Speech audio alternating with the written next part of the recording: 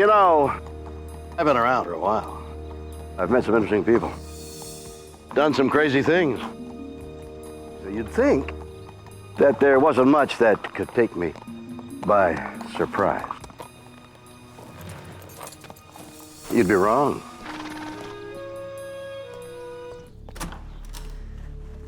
The world is full of stories and science and things that amaze and confound me every single day. Incredible mysteries that keep me awake at night.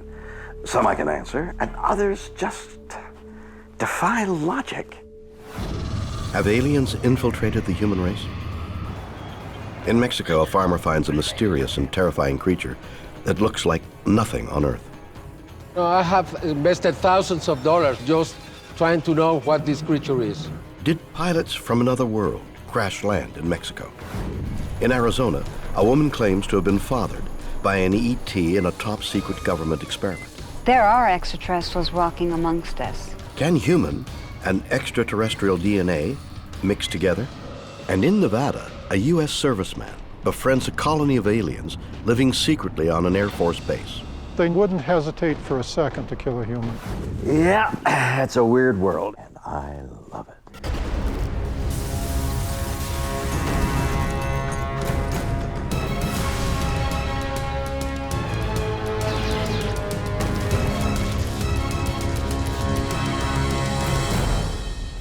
Do you believe in aliens? That's a question I'm asked quite a lot. And my answer is, I try to keep an open mind. I mean, who's to say what or who is living in the far corners of the galaxy? But think about it. So much we don't know about our own planet. Could aliens already be here, living among us? Could they be our friends or even our neighbors? I knew there was something strange about those people. You're only supposed to mow the lawn in the afternoons.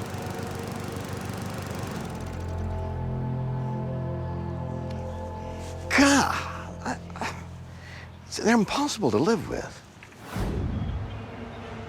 May 26, 2007. In Metepec near Mexico City, a farm worker is going about his duties in the barn. Suddenly he hears a disturbing sound.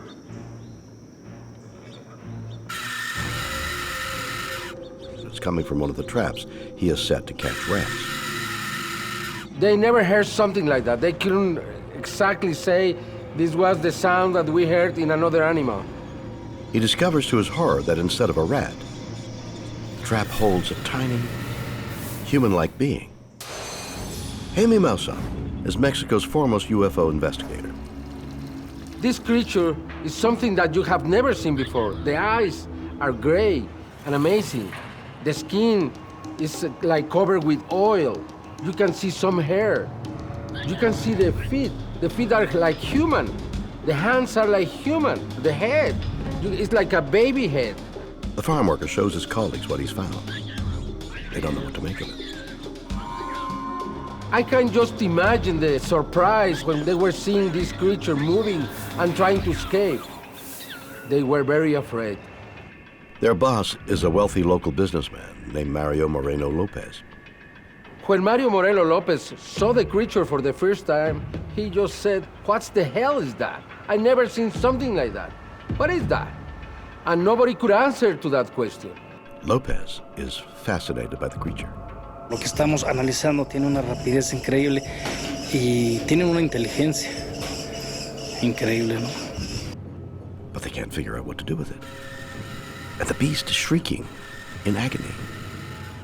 The owner, Mario Lopez, probably, because he never told me that, but probably, he said, drown it or kill it, get rid of it. They come up with a gruesome solution. They'll kill the creature by immersing it in a toxic chemical bath. These are terrible chemicals.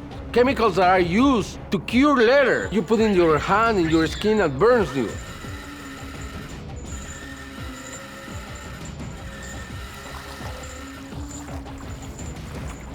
But then something inexplicable happens.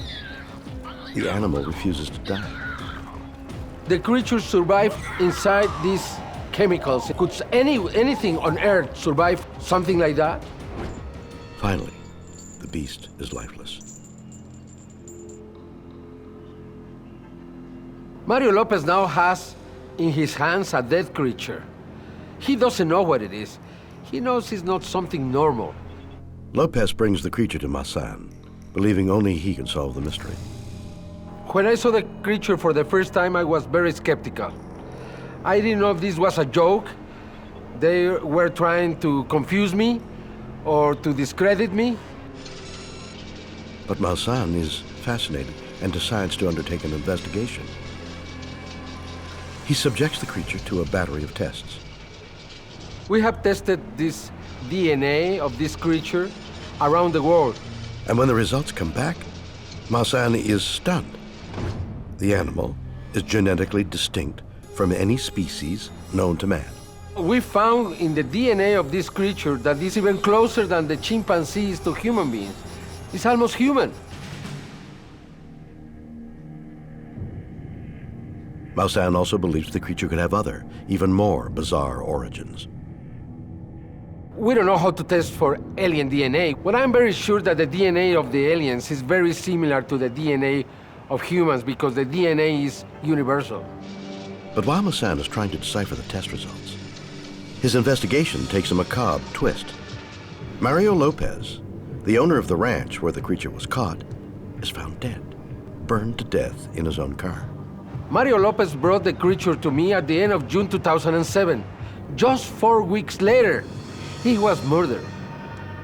Lopez's unexplained death raises a chilling new possibility. It is somehow connected with the death of the creature from Metepec. A person brings something so strange, and then he's murdered. What is going on? Today, Maussan is still trying to solve the mystery. This is the only creature of its kind around the world. There is no more. We have this chance, and we have to solve this mystery to know if we are really alone in the universe. Wow, what a compelling and somewhat disturbing story. Mexican workers find a creature that resembles something like a deformed human baby or some kind of alien. They try and kill it, and then it somehow takes revenge on an innocent man by murdering him.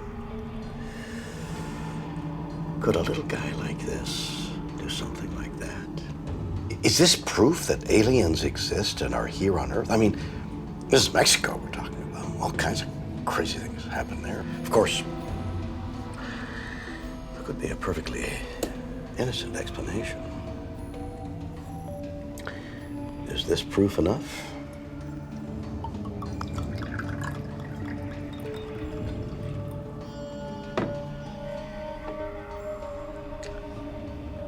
It may be.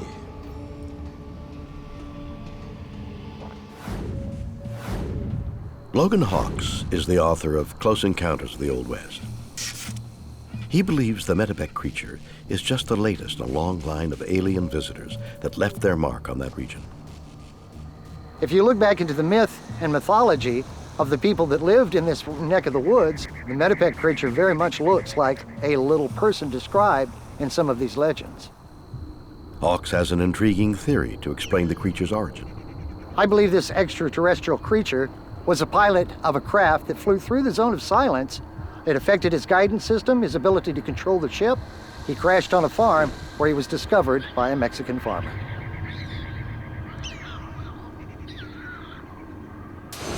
The Zone of Silence, according to Hawks, is a mysterious region of northern Mexico where aircraft inexplicably crash and UFO sightings are common. This is an area that could be compared to the Bermuda Triangle or the Devil's Triangle. The region gets its name from a strange magnetic irregularity that affects everything that passes through it. Technology within the Zone of Silence doesn't work the way that it should, not the way that it does in other places. For example, microwaves, electronic equipment, seems to have a lot of interference. For instance, a handheld compass cannot read magnetic north. The needle will just spin and spin and spin. The Zone of Silence exploded into headlines in 1970 when it caused a sophisticated U.S. Athena missile to crash. The guidance system went very strange, and it landed in the heart of the Zone of Silence. It was carrying a nuclear payload, so there was a great deal of controversy over an American missile crashing on foreign soil. There was an extraction that happened, and it's quite an interesting subject. No one knows why the zone of silence causes electronics to go haywire, but Hawks believes the explanation is more supernatural than scientific. There's something that you feel from the earth, from the ground, from the rocks, from the mountains. You can't put your finger on it. It's like someone's in the room watching you. Was the Metepec Creature a member of an advanced alien race? Could the zone of silence have caused its spaceship to crash? Or could there be an even stranger explanation? I'm convinced that this creature is actually something from another dimension. A Mexican farm worker finds a tiny creature unlike anything known to science. DNA tests are unable to identify it. Is it an extraterrestrial? For paranormal expert Timothy Beckley, the Metepec Creature raises more questions than answers. If it had any great intelligence and was coming from afar, why would it get trapped in some sort of animal trap? And also, where's its craft? And where's its breathing apparatus? So if the Metepec Creature wasn't a pint-sized alien pilot, what was it? I believe that there is an invisible race of beings that coexist right alongside of us on this planet.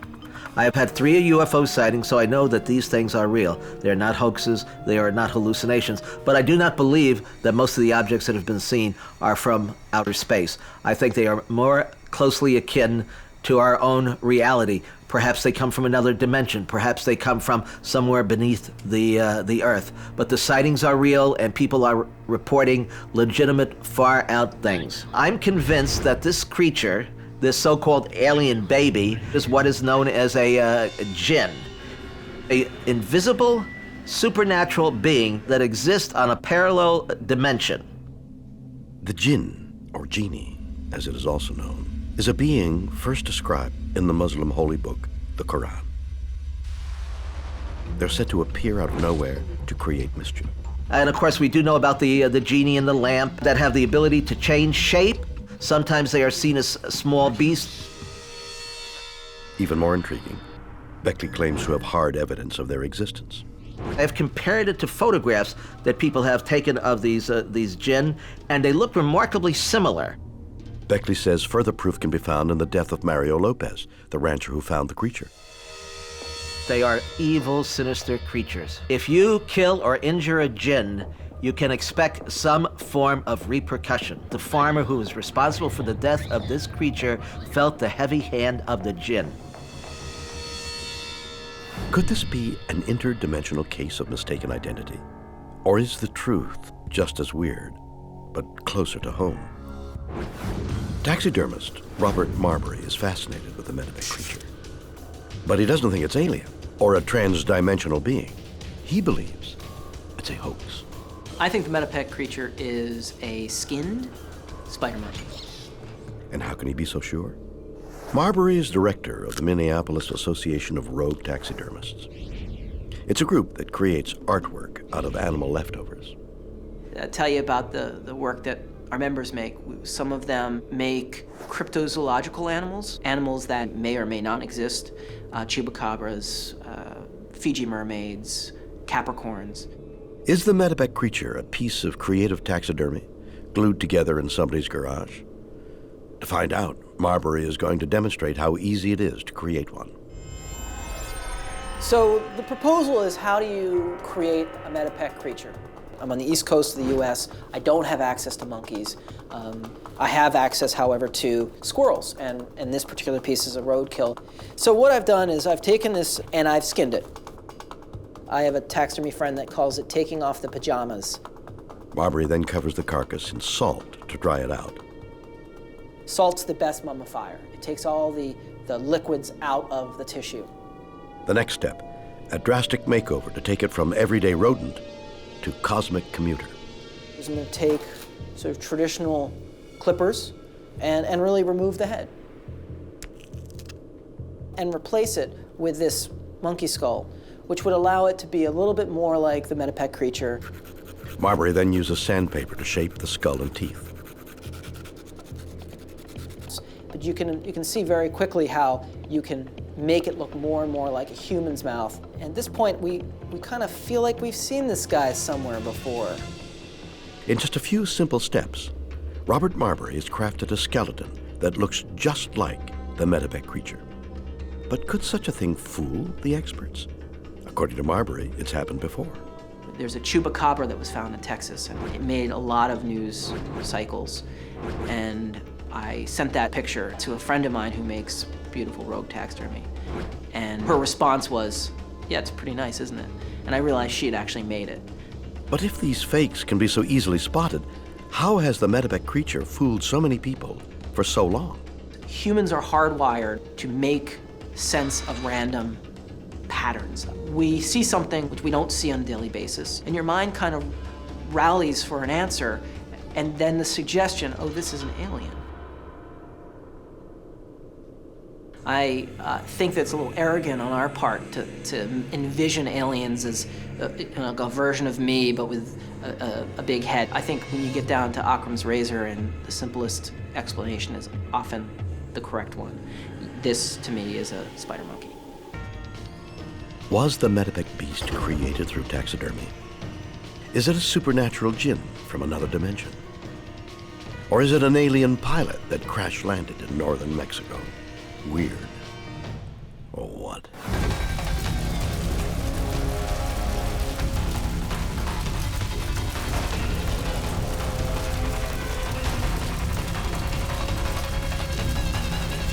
In Arizona, a woman discovers she's the product of a sinister experiment, breeding humans with aliens. They created me in the Petri dish. We've seen many strange and amazing things on this show. But what if I told you that you're about to see something that's not only the most strange and amazing thing ever, but that we're about to make history? You see, millions of people have claimed they've seen UFOs or met an alien, but not one of them has any evidence, no living proof. Well, today we're about to change that once and for all, because today is the day you are going to meet an alien. Not on some hazy video or in a lab. No. Face to face, in person, really. Ladies and gentlemen, meet Cynthia. March 24th, 1972, Omaha, Nebraska. Cynthia Crawford has just experienced the most joyful event of her life, the birth of her son. But the pregnancy has been difficult, and the doctors have made a strange discovery. She has an exceptionally rare and mysterious blood type. The thing was, there was only 2 other people in the world that had the same antigen as was found in my blood. It's not the first time she's been told she has bizarre physical abnormalities. Her body is just different, and no one can tell her why. Her pupils don't dilate normally. Her skin is strangely thick. Her bones are porous. My twin sister had muscular dystrophy, and when they went to see if they could do a transplant, we were incompatible. But it's not only Cynthia's body that's extraordinary. It's also her mind. Even as a toddler, I realized how different I was, because I was always able to do things that my sisters couldn't do. I remember drawing with crayons and so forth, and all of a sudden, I wanted a crayon, and I literally moved it with my mind to me. I also was able to hear thoughts, and they couldn't hear thoughts. For years, Cynthia searches in vain for an explanation. Then one day, her father, a retired CIA agent, reveals the brutal truth. He tells her she was part of a top-secret government program with a dark mission. My father told me that our government were working with the German scientists that were brought over after World War II. But as Cynthia pores over secret government documents, she learns something even more mind-boggling. She was created in a laboratory, a product of her father's covert breeding program. He had agreed to participate in an experiment in which they were making hybrid babies. This alarming experiment aimed to mix genetic material from extraterrestrials with human DNA. I was told I'm part human and part extraterrestrial.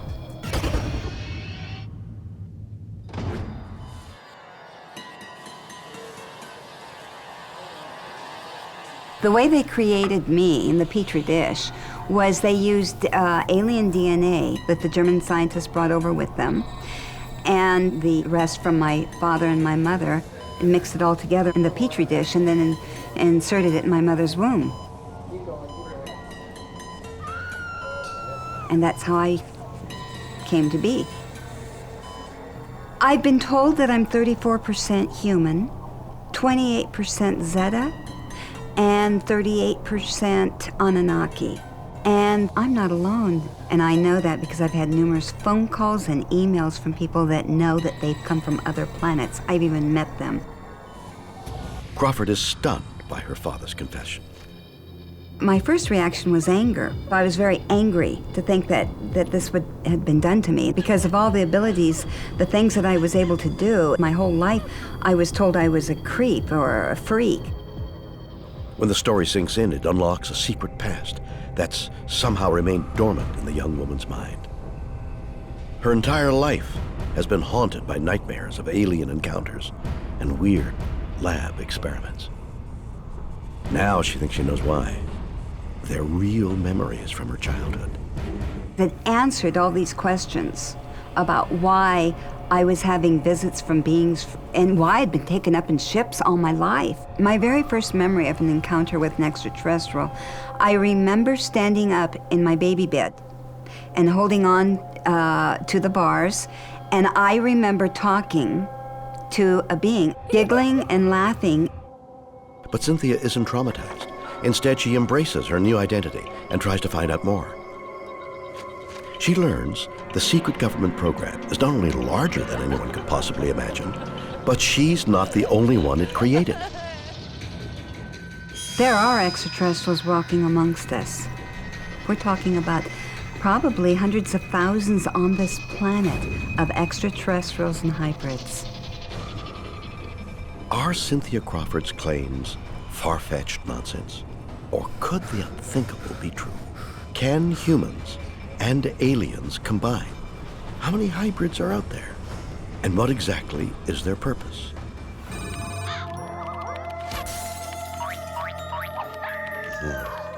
Grandkids. Don't you just love them, huh? Wow, this is a remarkable story. And you know, the more I look around, the more I'm convinced that aliens indeed could live among us. And there's just one problem I don't understand.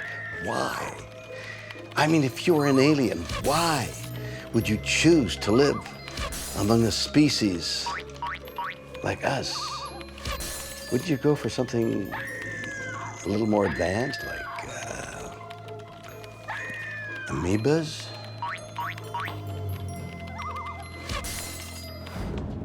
Hypnotherapist Yvonne Smith has worked with Cynthia Crawford for years. I find her to be very credible and a very honest person. Yvonne doesn't think Cynthia is the product of a secret government program. She says it's the aliens themselves who are responsible. Cynthia fits the pattern of someone who has been abducted by alien beings. She has had strange pregnancies. She has had objects implanted in her body. But what about Cynthia's memories of medical experiments in secret laboratories? They're exactly what happens, says Smith, in a real alien abduction. When someone has an abduction experience, always what it involves is ova being taken from the women, sperm being taken from the men. It's not pleasant. It's not sexual. It's very clinical. These alien beings have an agenda, and they're carrying out that agenda. Now, ultimately, what's going to happen with these hybrids is the million-dollar question. We don't know. I just know, and I will go out on a limb now, after 20 years of research, that these hybrids do exist. They're here. It's something that I never thought I would be saying years ago. But why would extraterrestrial beings want to create human hybrids? It's obvious that the aliens need something from us. Otherwise, they would have terminated us a long time ago. This is a silent invasion. We don't know what the ultimate purpose is. Did extraterrestrials abduct Cynthia and perform experiments on her? And if that's true, how did her father know so much about it? Melinda Leslie has been a UFO researcher for over 2 decades. She theorizes that Cynthia was kidnapped by both aliens and humans as the victim of another top-secret government program known as MILAB. MILAB is an acronym meaning military abduction, MIL for military and AB for abduction. And it refers to alien abductees who then are targeted by covert black ops, human, military and intelligence community agencies. Apparently, the program targets anyone suspected of having contact with beings from other planets. First you get abducted by aliens, and then you get re-abducted by the government. MILAB abductions is much more common than we realize, at least in alien abduction accounts, that people who've had the alien abduction experience, and most major abduction researchers in the world agree that that number is probably upwards of 10-15% of the world's population. And then it seems that 10 or 20% of those people have then had also the MILAB experience. So once someone has had alien abduction, for it to escalate into that place where there is a covert ops interest in them seems to be very common. She says Crawford's story bears all the signs of a classic MILAB abduction. These are all alien abductees. They've had harassment, surveillance, they've been re-abducted, they've been taken to underground bases, they've had medical procedures done on them, and have been interrogated about alien technology. But why would the government do such a thing? They're interested in the abductee psi abilities, meaning psychic. Does the abductee perform psychic abilities? Do they do telepathy, psychokinesis? Can they move matter with their mind? They're interested in abductees' genetics. Have they been genetically enhanced? Have they been genetically altered or affected by the ETs? Could it be the CIA is using the program to prepare for an alien invasion of Earth? Covert intelligence and military agencies are trying in every way they can to get all the information they can about the ETs, about their motives and agendas. Leslie believes if the MILAB program were ever made public, it would destroy the government. It's immoral, unconstitutional, illegal, to say the least. These are humans mistreating humans. Is Cynthia Crawford the victim of a sinister covert intelligence program? Is she the product of an alien program to create human hybrids? Or could there be another explanation? We share 50% of our genes with bananas, for crying out loud. A woman believes she's an alien-human hybrid produced in a secret government lab. Did extraterrestrials perform experiments on her? Is she the victim of a CIA covert mission? Physical anthropologist Dr. Eugenie Scott says an alien-human combination is impossible. Why would we assume that there's any similarity in the genes of an alien and the genes of a human? And if you don't have the same genes, you can't produce offspring. You can't produce that hybrid. Dr. Scott thinks for hybrids to exist, aliens would have to possess DNA, the molecule that encodes the genetic blueprint for every living thing on Earth. What's the probability that the DNA of an alien would, in any way, shape, or form, line up with our DNA? The probability is zero. DNA is a chain-like molecule that's found in every cell. And among other functions, it has to do with passing on the hereditary information from generation to generation. So if you're a mosquito or a single-celled organism, a slime mold, or a human being, you've got DNA. And when mosquitoes or humans reproduce, a strand of DNA from a male and a strand of DNA from a female link up, and in that fertilized egg allow for the cells to divide and to differentiate and a new mosquito or a new human being to be born. But if you take a strand of human DNA and a strand of mosquito DNA, they're not going to link up. So you're not going to get a mosquito-human hybrid, or too bad for the movie The Fly, but human DNA just doesn't link up with the DNA of any other creature on this planet. Dr. Scott also claims only species evolved from a recent common ancestor can successfully form hybrids. So closely related species of baboons can form hybrids. Tigers and lions can form hybrids because they haven't been separated all that long. Horses and donkeys can form hybrids because they haven't been separated all that long. This science begs a question. If different species can successfully hybridize, what about humans? Have we ever done it? Guess what? We have. Probably the closest relative to humans is the extinct Neanderthals. And there's some very interesting evidence that suggests that humans and Neanderthals hybridized. But could a hybrid have been engineered in a secret Cold War lab the way Cynthia Crawford claims? If you believe Dr. Scott, it's been tried before with our closest living relative. Russian scientists back in the 30s and 40s tried unsuccessfully to make a hybrid between a human and a chimpanzee. Who knows whether such a thing could be done today? It's probably very unlikely. But what about Cynthia's memories? There have been a lot of studies on people who have claimed to have had encounters with aliens. The bottom line is there's never any actual evidence. Dr. Scott thinks Cynthia's claims require extraordinary proof. If I told you that I had a colony of invisible fairies under my bed, you'd say, "But Jeannie, where's your evidence for that?" And I'd say, "Well, look at the dust. Invisible fairies cause dust." You would probably say, "But dust can come from another cause. Maybe you don't clean your house enough." The doctor feels there's only one sure way to determine if Cynthia's claims are true. I think that if anybody did a DNA test on her, she would be found to have 100% human DNA. Is Cynthia Crawford an alien hybrid? We decided to find out. For the first time, Cynthia has agreed to undergo a DNA analysis. Hi there, how are you? Hi, fine. I'm just gonna do a quick swab on you. Well, I guess this is it for Cynthia Crawford. I mean, DNA tests don't lie, right?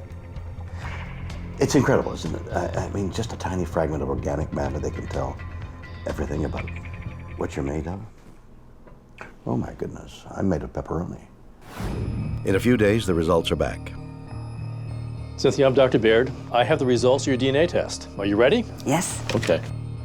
Dr. Baird's test looked for DNA inherited from both of Cynthia's parents. Did he find it?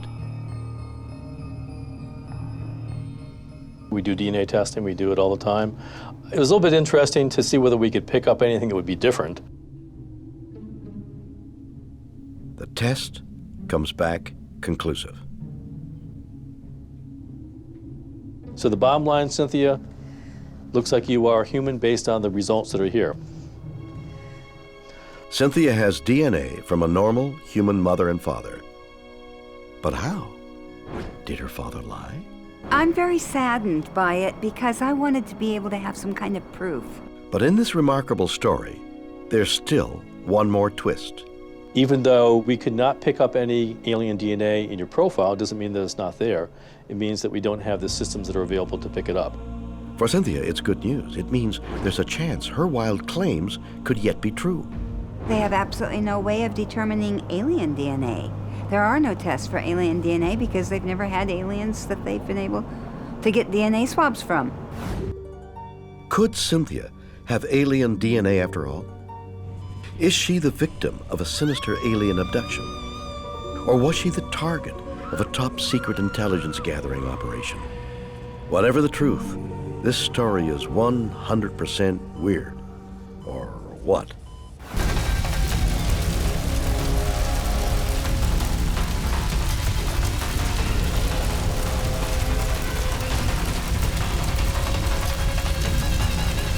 A U.S. serviceman befriends an alien colony on a secret Air Force base. They wouldn't hesitate for a second to kill a human. You know, if aliens are living here on Earth, they're doing a good job of hiding themselves. Some take on the appearance of humans, others look like animals, but there's one place on Earth that aliens can relax and be themselves.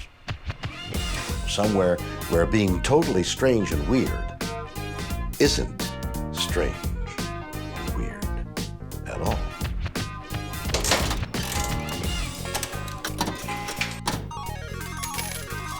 Jackpot! March 1965, at the height of the Cold War and the start of the conflict in Vietnam, the U.S. government is busy building the most powerful Air Force in history. One of its new recruits is 20-year-old Charles Hall. Charles James Hall, Airman Second Class, U.S. Air Force. Hall is assigned to Nellis Air Force Base, a vast and secret testing range in the Nevada desert located near the infamous Area 51. Hall's job is to observe weather conditions in isolated areas. I was walking from the weather station back to my barracks at about 12:15 at night.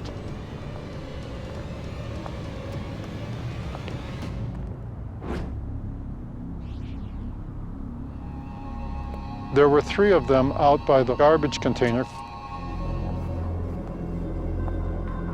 One of them was following me.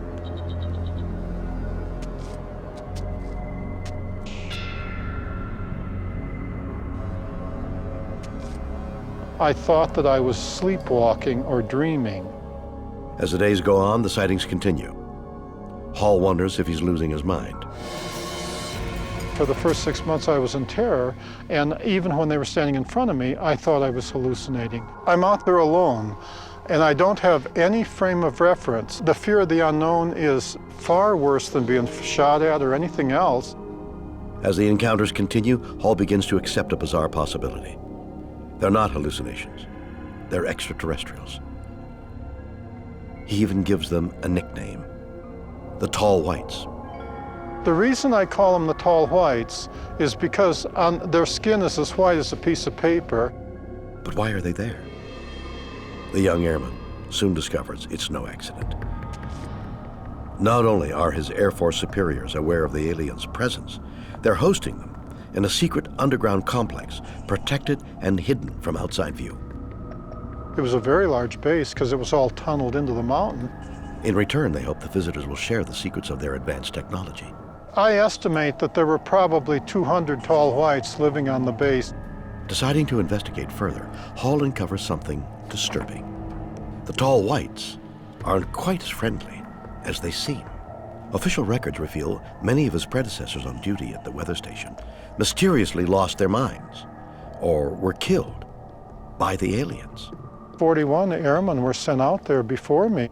Many of them became so afraid of the desert and the Tall Whites that they wouldn't go out and take the weather report at all. Others were attacked, some were burned. But why would they attack? There's a simple answer. The Tall Whites are accompanied by their children, and the mothers are ruthlessly protective. The Tall White mother wouldn't hesitate for a second to kill a human. Hall finds a way to earn their trust.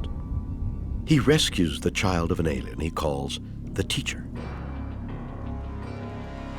I was out at Range 1 one day and I saw the teacher's daughter, whose name was the Little Butterfly, trapped out in the sagebrush, and I went out and broke down the sagebrush and rescued her.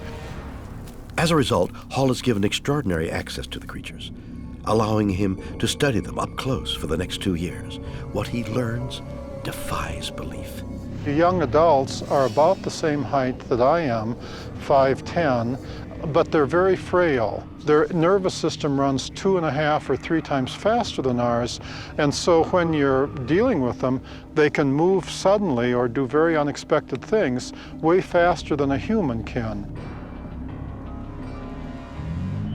The Tall Whites had vehicles that they used the way we use cars to travel around the Earth and between the Earth and the Moon and the inner solar system. I'm not certain where they come from. I believe they come here from the direction of the star Arcturus, which lays out there at 36 light years, but that is not their home planet. My guess is that their home planet is a star that is roughly 105 light years away, and that Arcturus is where they have a base. I believe they've been here for a very long time. I note that the ancient Greeks, the legends of ancient Greece that date from at least 975 BC, talk about a group of tall white gods that came here from the star Arcturus. And the men of ancient Greece said that when they were camping on the slopes of Mount Olympus in the warm summer nights, these gods would come and stand just out of range of the firelight, of the campfire light, and watch everything they were doing. If that seems implausible, Hall's next claim borders on preposterous. But what if it's true? They get bored sitting out on the base at Indian Springs, and they like to come into Las Vegas and see the shows and gamble and enjoy themselves.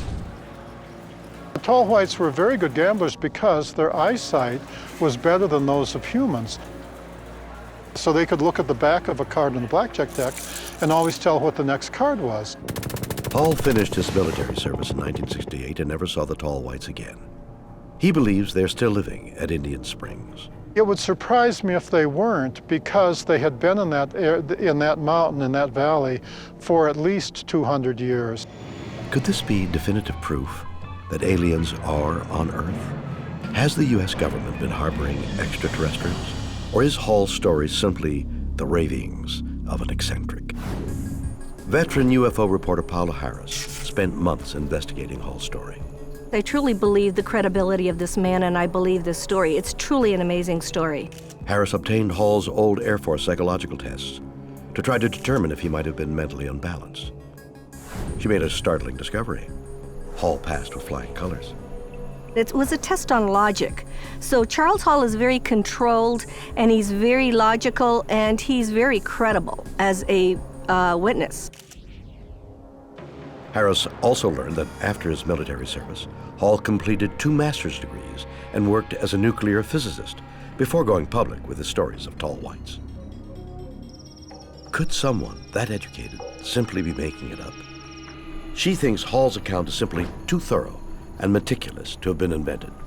Charles goes into detail about how these people live, about their lifestyle. I can tell when someone is telling the truth, and I believe Charles Hall's story. He tells it very clearly, concisely, and he also remembers details. The man is incredible with details. He lived this, he knows about this case, and it's been part of his life. Could Charles Hall's fantastical claims be true? Are aliens using Earth as a second home? Or is there another answer? I've had lots of schizophrenia patients talk about how they lived with aliens. A man claims to have lived with a colony of aliens on a U.S. Air Force base. Does his military background make his story credible? Psychotherapist Kimberly Moffat doesn't think so. She isn't shocked by Hall's stories of living with aliens. She's heard them before, from her own patients. I've had lots of schizophrenia patients talk about how they lived with aliens, and in the mental health field, this is very common. Moffat feels such visions could be a symptom of a rare condition known as grandiose delusion disorder. Grandiose delusional disorder is the type of delusion that happens when people think that they're kind of the strongest, fastest, and most intelligent person alive. In some cases, the delusions actually have like a supernatural or religious or science fiction type quality. According to Moffat, one symptom of GDD is the subject has no idea they're delusional and are all the more believable because of it. The way that I would explain the consistency of Charles Hall's story is that he really does remember this as if it were facts happening. So in any person that's experiencing a hallucination or delusion, it is very real to them. I can't emphasize that enough. What he experienced, it may not be real to any of us, but in his own mind could have been very real and very detail-oriented, almost as if it were a dream. So you and I have dreams every night, and we might wake up and feel a certain way and remember vividly what happened. And this is the same way that somebody with a mental health disorder might remember a hallucination. With someone with this type of delusional disorder, it isn't a malicious act. He really does feel like this happened to him, and he wants to tell his story. But if these memories are delusional, what caused it? Moffat feels it was the very thing that brought him to Indian Springs in the first place: military service. We know that he did fight in Vietnam, and a lot of times when war survivors come back, they're incredibly traumatized.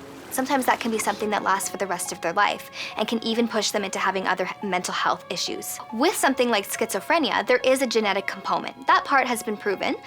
So if you do have a family member or somebody who's been in your ancestry that has schizophrenia, then there's a chance that you could have it too. But people also, it's kind of like a light switch going on and off. And a lot of times we find that schizophrenia sufferers have their first experience when they're under an extreme amount of stress. So it could be fighting in a war, going through a traumatic experience, or even, being in music school or writing exams in law school, that type of thing. When people are really, really stressed to the max, we find that that's when they have their first episodes. So that is definitely something that could trigger the onset of a delusional disorder. Could psychological trauma be the root of Charles Hall's memories? Did military service make him retreat into a fantasy world? Do tall whites exist only in his mind? Conspiracy expert Patrick White thinks so, but not for the reason you might think. He thinks Charles Hall was the victim of a secret government mind control program. Known as Project MKUltra, it attempted to discover if LSD and other drugs could be used as weapons. The CIA and the government were trying to find a virtual truth serum. They were performing all kinds of weird and bizarre experiments on these individuals to basically see how they could get them to confess military secrets. They were basically recruiting unwitting patients. Individuals were going into hospitals for anxiety, depression disorders, and for months they were just experimented on unknowingly and unwittingly. The victims of the MKUltra project were generally subjected to various forms of torture and abuse. They were trying to break down the will of the individual and remove the personality completely so that they can program them in whichever way they saw fit. So people were administered amphetamines where they would be completely jacked up for periods of time, and then they would be administered barbiturates through an IV where they would be completely brought down. People were administered LSD and were forced to listen to repetitive audio loops over hours at a time. People were put into drug-induced comas. Basically, anything that could be done to break the will of an individual, it was tried. Did MKUltra implant false stories into Hall's brain? They could have programmed him to think he was a platypus, and he would have believed it. They could have totally programmed him to think, wow, I've interacted, worked, lived, and mingled with alien beings. Was Charles Hall the victim of secret government mind control experiments? Is he suffering from a delusional psychological disorder? Or did he really live among aliens at a U.S. Air Force base? Weird. Or what?